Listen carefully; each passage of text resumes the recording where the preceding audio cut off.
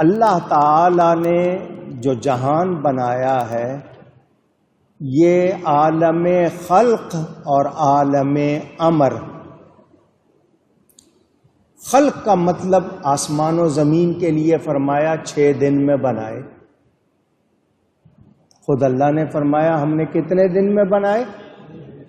اسی قرآن میں یہ بھی ہے کہ اذا اراد شیئا ان یقول له کن فیکون، کہ اللہ تعالی جب ارادہ فرمائے کسی چیز کا وہ فرماتا ہے کن. کن کے معنی ہو جا، فیکون وہ چیز ہو جاتی ہے. اس میں کوئی مٹیریل نہیں جمع کیا جاتا، کوئی جوڑا نہیں جاتا، نٹ نہیں لگائے جاتے. بس اللہ فرما دیتا ہے کن ہو جا، وہ چیز ہو جاتی ہے. یہ کس کی قدرت ہے؟ رب تعالی کی. نبی پاک صلی اللہ علیہ وسلم تو کائنات میں سب سے اعلیٰ ہیں. اولیاء، نبی کا کلمہ پڑھنے والے، ان کے غلام، انہیں جب قطبیت کا درجہ ملتا ہے، جب وہ قطب بن جاتے ہیں، یہ کن انہیں عطا ہو جاتا ہے اللہ کی طرف سے، تو پھر وہ اللہ کے ولی بھی کچھ کہہ دیں تو وہ بھی ہو جاتا ہے.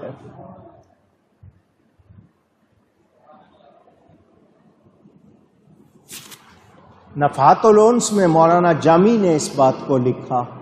علماء جانتے ہیں، میں نے صرف آپ کو موٹی موٹی چند باتیں سمجھانی ہیں. امور تکوینیہ، اب جب ولیوں کو یہ کون کی شان عطا ہو جاتی ہے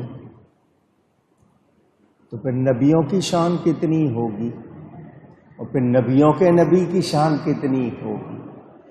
تو ہم اہل سنت و جماعت یہ مانتے ہیں کہ نبی پاک صلی اللہ علیہ وسلم کو اللہ کی طرف سے، اللہ تعالی کی عطا سے، امور تکوینیہ ہوں یا تشریعیہ ہوں، بِإِذْنِهِ تعالی نبی کو اختیار حاصل ہے. اختیار حاصل